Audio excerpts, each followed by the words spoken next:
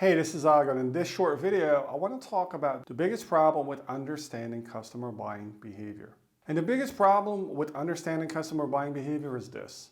We assume that people make decisions rationally and logically. And in fact, the truth is the exact opposite. We all make decisions very emotionally based on our gut feeling, based on what our friends and our colleagues tell us, based on all sorts of subjective factors. And then in the end, we end up rationalizing those with so-called objective criteria and measurement.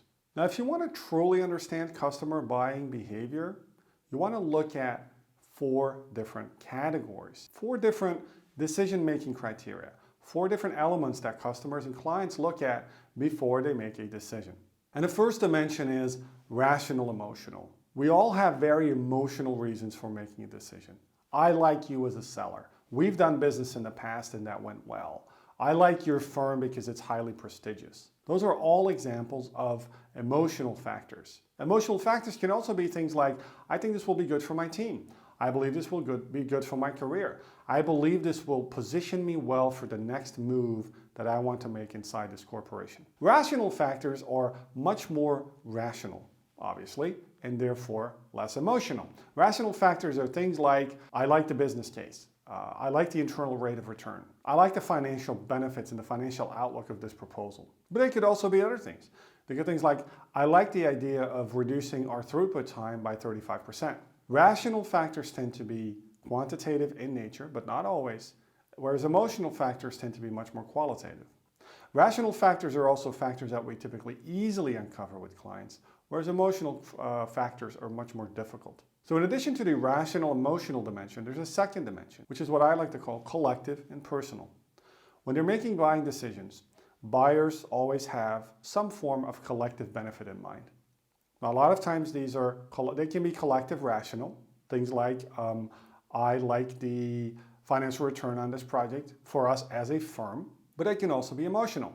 I like what this will do for our brand and our corporate identity. Or I like the fact that this will get us up to the next level and play with the big boys. In addition to collective factors, so let's call them firm-wide factors, buyers always have personal factors as well. Personal factors are factors that by definition are linked to that particular buyer or person. Again, an example of a personal emotional factor could be, I believe this will position me well for my next move in my career. An example of a personal rational factor could be, if you're talking to, for example, a firm's owner, I like how this will help us to cut costs by 20%, thereby improving our bottom line and my personal financial situation. So 4 categories of questions: rational, emotional, and personal, collective. Now here's what tends to happen. As sellers, we tend to limit the conversation to, first off, the rational, and second, the collective. We talk about all the benefits for the firm and for the client's organization, or we talk about those typically in rational terms, thereby missing 50% of the conversation at least. I'm saying at least because if we believe that customers make decisions primarily emotionally, we're not covering that, we're missing even more than 50%. I would highly encourage you, in addition to rational factors that are collective in nature or firm-wide, I would highly recommend that you cover the personal and emotional factors as well. As always, if you like this short video, sign up for my YouTube channel, subscribe here. There's a button somewhere on this video here.